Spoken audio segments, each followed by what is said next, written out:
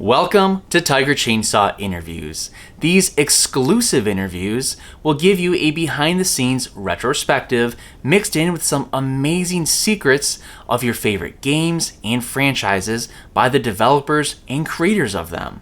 Now, if I have filmed the interview, you'll be able to watch it. Otherwise, it's a phone interview, so just sit back and relax. Now, I have done some incredible exclusive interviews with some amazing gaming legends in this community. So hit that sub button to make sure you don't miss any of those interviews. Alright, let's get to our interview of the day.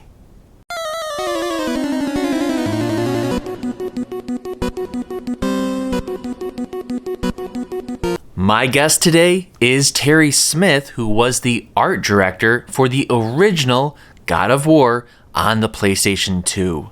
Terry's role was crucial as he helped bring David Jaffe's vision of Kratos to life. What got you into the video game industry? I kind of see that your first credit was a special thanks for Crash Bandicoot 2. What were you doing before then, and kind of how did you make your way into the industry? Started basically as a concept artist and an illustrator. And over the years, I was primarily in sports, doing logos for teams and all that kind of stuff. And I also had a love of, cartoons and movies and films. So my artwork was a combination of what I called sports and entertainment. And when I was pitching projects to the studios, it caught the attention of Electronic Arts at the time. And so I started in the industry as an art director and creating IP and stuff for EA. And then after doing that for a little bit, some of the guys that I worked with at EA ended up down at the studio in Santa Monica. And they were looking for a little help. And those guys said, hey, Terry's available. He's done a lot of stuff up at EA. So one thing led to another, and that's how I ended up down there at the Santa Monica studio. They needed an art director, and I was available at the time. So I know EA is pretty much associated, Madden and some of the sports games. Was that how you got in with EA, or was it different IPs that you were mentioned previously? Yeah, different IPs. Things that I, was working on there, ultimately I think like American McGee's Alice shipped. There were other titles that shipped. At the time I first entered EA, that was, was years ago before EA was really in the shooter business. And so I had a lot of IPs that could move into, into games in that aspect. And also with the transition between the PlayStation 1 and the PlayStation 2, all of a sudden narrative was becoming more important in games. And so, again, the types of IPs that I created, it wasn't just characters and so forth. It was stories that could be video games, movies, TV shows. And so what interested them the most is, the ability to create new IP for them. And so that's how I ended up there. But I wasn't working on the sports side of things when I got into the biz. Okay. So art director is a term that can mean many things. What was your background in art? Are you more of a illustrator, graphic design? What got you into the art director?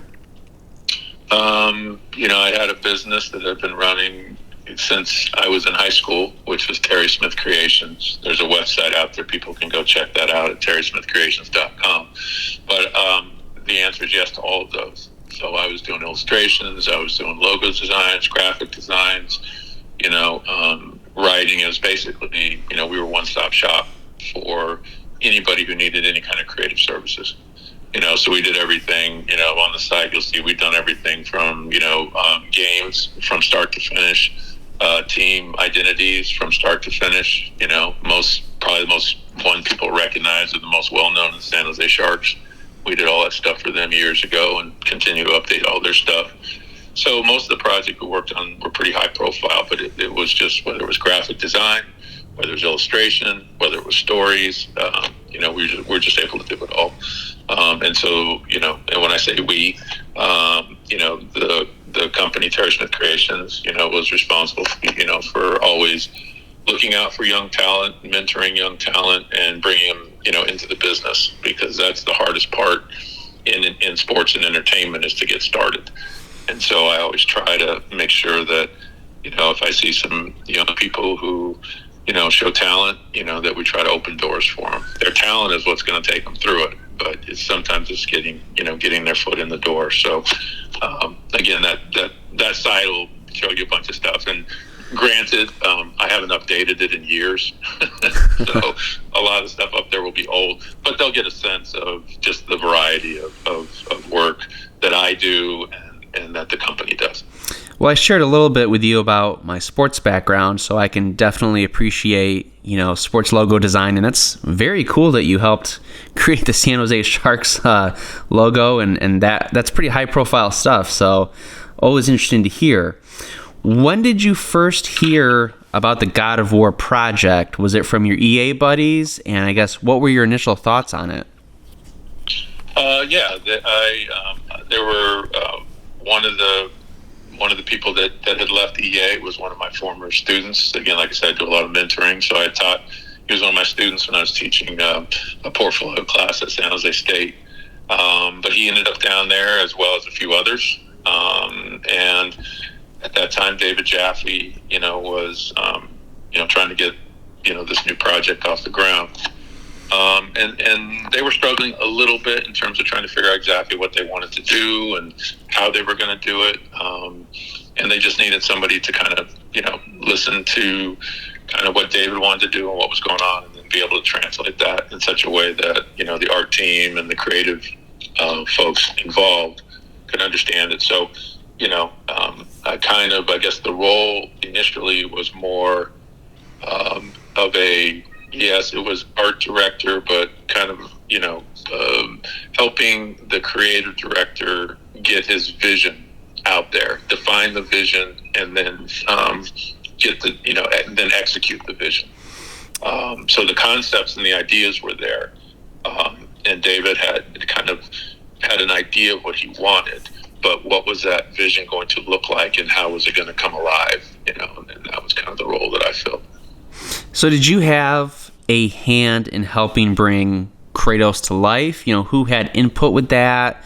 And I guess, what was your involvement with Kratos and, I guess, other potential characters in these series?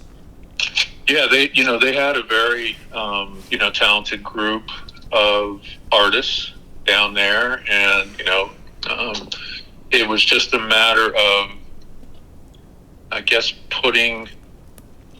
defining David's vision in a way that would make sense and that would be memorable. At that time, there were other what I'll call Greek mythology games coming out. So my whole question to Dave and to the group was, how are we going to differentiate our product from product that's already out there, and that honestly will get to the market before we will. And then the other side was how to kind of listen to what David wanted, and then frame it in such a way that it would allow the artist to come back to him with kind of unique takes that would work in that particular genre. So there was an artist named Charlie Wynn. I don't know if you talked to Charlie, but Charlie is a fantastic, phenomenal concept artist, one of the best I've ever worked with. So part of it was just working with him and getting him on the same page with David. And then there was a character modeler, Eric San Juan, who was my former student. So again, in terms of the modeling. And so there were just a bunch of people down there. And so the idea was just to kind of establish what Kratos was going to represent and how we want to represent him. So, things like with my more graphic design background, part of it was how, what could we do graphically? So that's why hang on just a sec, that's my dog. Somebody's at the front door. So hey, no problem. Once you hit pause. Sure. I'll be right back. Thanks. So you brought up something that is very interesting. You know, you're asking David, how do you differentiate Kratos and this Greek mythology game from the others that were already coming to market before then? So what was your solution to that? What'd you guys come up with? Yeah, well, what I wanted to do was, again, my role was ask Dave the questions, listen to his answers, and it wasn't specifically how do you want to differentiate. That was my job. What I would ask him is, what do you want the player to feel? How would you describe this character? You know, those types of things. And then I would come back to him and say, okay, you know, what I'm seeing is some guy, you know, he's about 6'8". He probably weighs about 250, you know. So it was me basically listening to how David wanted to portray this character. He would use words like, I want him brutal, I want him this, I want him that. And then I would take that, what he said, and I would interpret that, meaning I would go back and say, okay, so this guy essentially is like a linebacker. And the reason this was important is even right down to the animation, right? I you know, some of the initial animation, the character was running like and looked like he was 5'11", and weighed maybe, you know, 180, and that no. So, you know, again, my job was to basically bring that vision to life. So in my mind, what David was describing was a character that was going to be about 6'8", going to weigh about 250. That means when he runs, you know, if a character is going to run, you know, and he weighs 250 pounds, there's going to be a heaviness to that run. It's not going to be this light prancing, right? So as an art director, what you're trying to do, whether it's your vision or somebody else's, is to bring that vision to life in a plausible way for that narrative. And so in this particular case, getting all that information from Dave, now I can basically take that and go, okay, here's what I'm seeing, so here's what I think we need to do, here's how I think we need to execute this character. Now, we also know it's Greek mythology, so again, I wanted to bring more of a graphic element to it. So one of David's things, you know, is his wife was killed, blah, blah, ashes, all that kind of stuff, which was why he had the lighter color skin, right? It was his wife's ashes. And so what else could we do? So for me, some of the early designs kind of had a tribal feel to them. So that's where I started, you know what? We need to come up with a unique tattoo. And it needs to be a tattoo that will, it's not just a tattoo, it needs to be this kind of big mark, if you will, that identifies the character. Because if you think about it, you know, the character, David's initial idea is it was just a naked guy. And my whole thing is, okay, it's a naked guy, but we can't sell a naked guy, right? Where's the marketing? Where's the, you know, if it's just a naked guy, there's nothing there for the players to grab onto, for marketing to grab onto, for just to establish a unique identity. And so, again, the blue symbol is, again, looking at the Greek flag, looking at some of the Greek, designs that you see on their architecture and all that kind of stuff, working then with, with Charlie Wynn, and it was developing, kind of this overall tattoo, that would work for this character. The original designs, that tattoo was blue, and because the skin was white, so I was picking up the graphics, if you will, from the Greek flag. Through its evolution, it moved to red. But, this whole thing about what we're putting together, and the idea of that naked character, again, with the loincloth, and then you start adding all these other elements when it came to the chains, in terms of being the bondage, that symbolism of, essentially, trapped by the gods, if you will.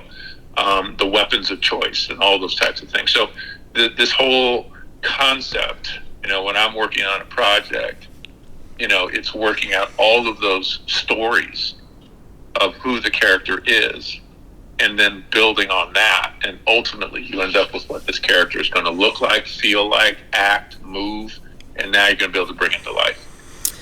I think that right there was the money answer to this interview. I think a lot of people are going to find value in hearing that, kind of hearing how Kratos came to life.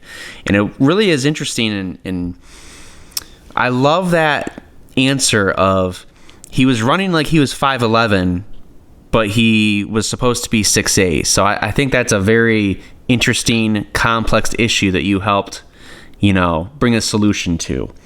So, Terry, what's a memory that you won't ever forget during your time working on God of War? It can be something funny. It can be something serious, something random. But what's that one thing that you will never forget when you look back at your time helping create God of War? Interesting question. I'm thinking. I've been involved in so many projects, and every project, you take away little things. I think the biggest thing whenever you work on a project is really, what did you learn?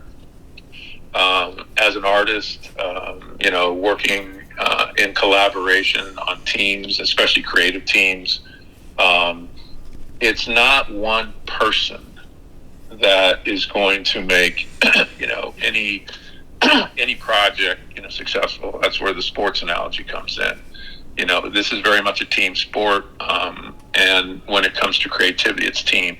So the thing that I'll probably remember most is not one specific thing, but how the team ultimately came together from where it started. When you get down there in the beginning, the other thing to remember is that God of War, the initial game, was built on a racing engine. It was built on the Kinetica racing engine. That's correct. Which meant we couldn't do transparency. There are all these things that you would want an engine to do if you were building this type of game. And that engine at the time, as an art director and, trying to bring that vision, I was asking engineering to do certain things that we needed to make things work and to pull it off. I was also asking the art team to do things that they hadn't done before, meaning that in terms of how they're approaching textures and colors and all that kind of stuff. So it's really about, what I take away is where we started and where we ended up. What we ended up with was something that I think, changed that genre. It changed how people thought about it. My camera crew thought, the people that were controlling the camera thought I was crazy. Because if you think about it, that game, the trend at the time was to give people complete control of the camera. That's what the future of gaming was. In God of War 1, the first one, the players didn't have camera control. And I wanted to do that because we were trying to create a more cinematic experience.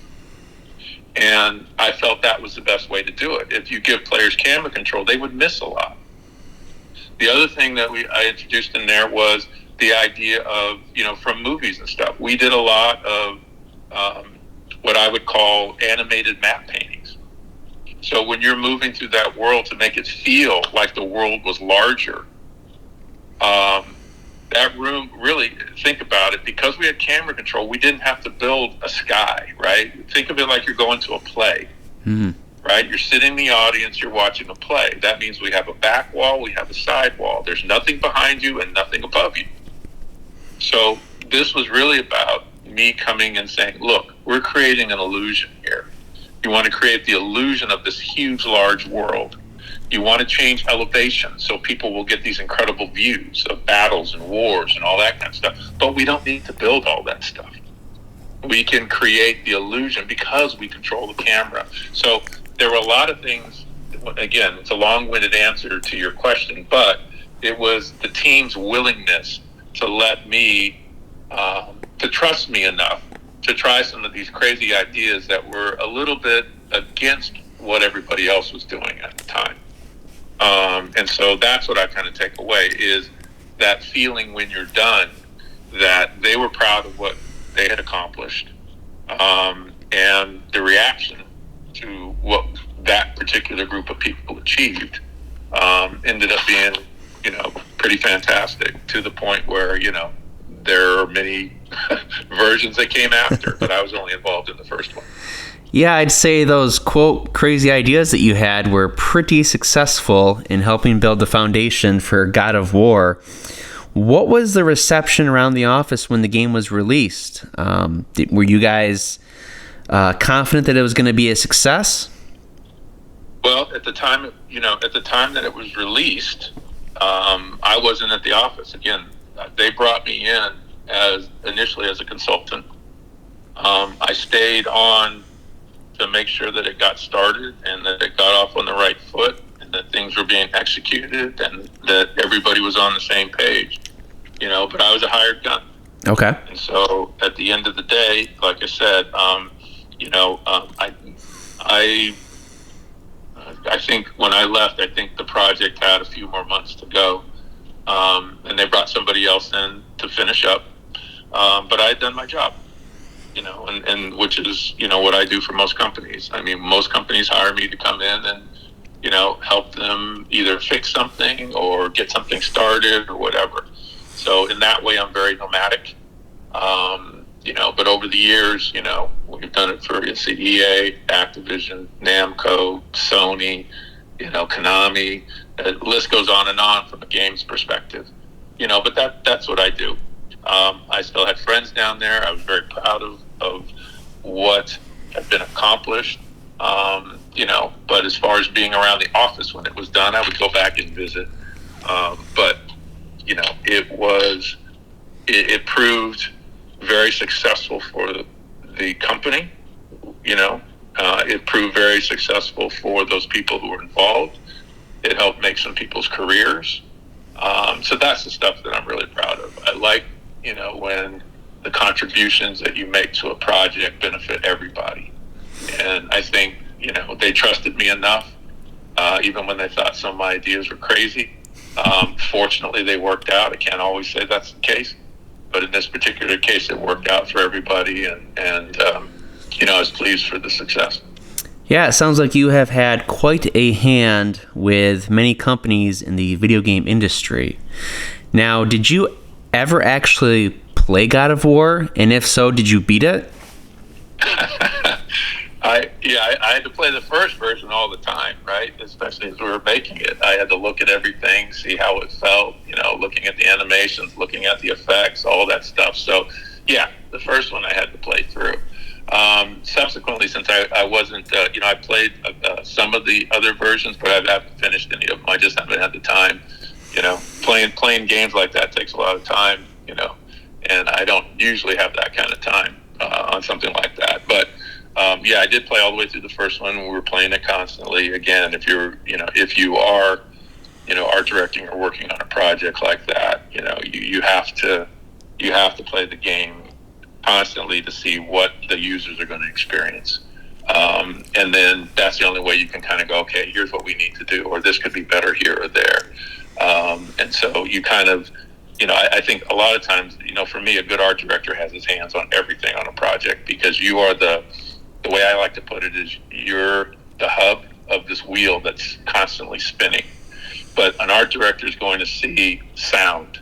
He's going to see UI. He's going to see character models, effects, everything for that experience.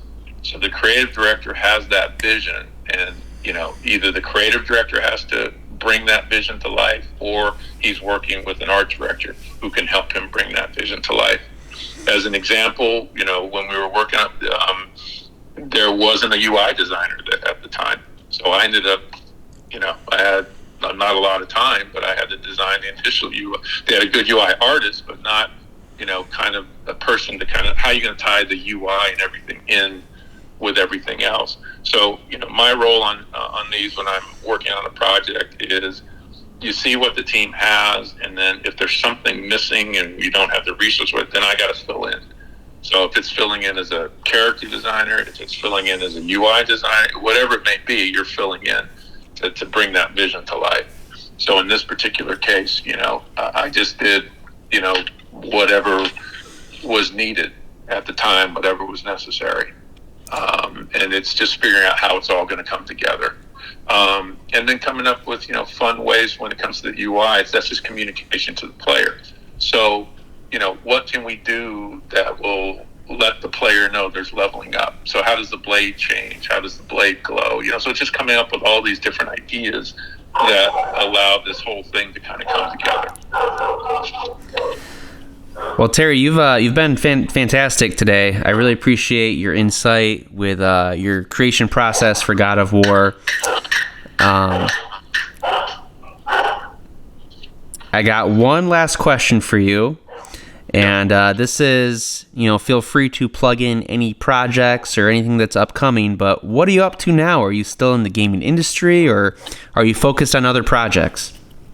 Yeah, I was out of the industry for a while. We've been doing stuff with the NBA. I've been doing stuff, back on the sports side of things. And for the last year or so, Warner Brothers needed some help with some products and projects. So I'm back in the game industry, working with Warner Brother Interactive on a variety of projects for them now. So I am back in the games biz, working for Warner Brothers. Any little projects you can toss our way? Nothing I can talk about at this time. They've got a lot of stuff going with. I'll just say they've got a lot of stuff going with. Warner Brothers owns a ton of IPs. And so there's multiple projects going on around, they're more highly visible and successful IPs. So I'll leave it at that. All right. Nice little tease for us. Terry, I really appreciate your time again today. Thanks for working with me to make this happen. Hope you have a great holiday weekend and have some fun, okay? All right. I'll let you edit out the dog barks. I can do that. I appreciate it. All right. All right. Take care. Bye, Terry. That concludes my interview with Terry Smith, the art director of the original God of War. And of course, thank you, the listener, for tuning in. If you love exclusive interviews with game creators and game developers, make sure you hit that sub button to watch and listen to plenty of more interviews that I have coming up.